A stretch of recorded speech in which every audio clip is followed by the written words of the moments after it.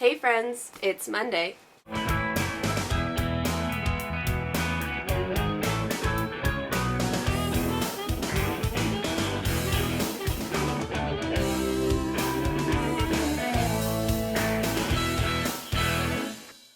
Viv, I could read your writing in your card just fine, and thank you very much for all the things that you said in your last video. It was very, very sweet. I was telling Brian about how this is an English candy cane, and he asked me if it was English because the stripes went that way.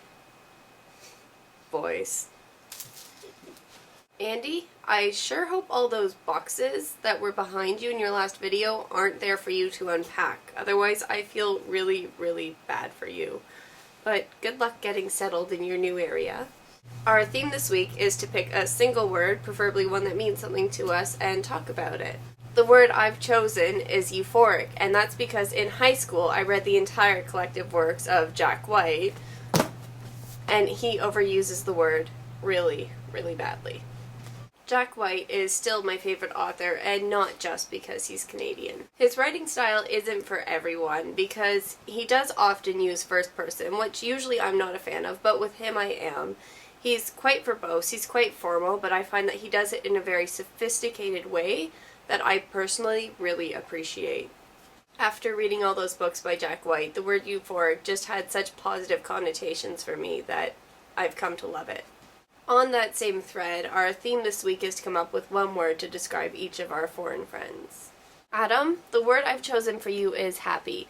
Not because you're always overly happy, but just because I feel like there's this underlying sense of peace and happiness that comes along with you.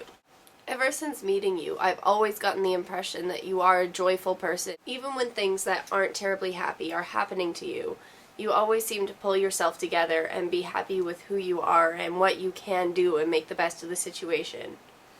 Andy, I'm really inclined to agree with Viv and say strong. I don't know that I can come up with a better word than that for you.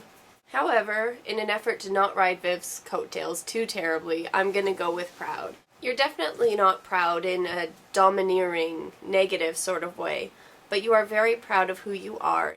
You really seem to say to the world, this is who I am, and if you don't like it, then that's too bad because there are a lot of other people who will love me for it. And quite frankly, I love you for it. Sam, my word for you is unique.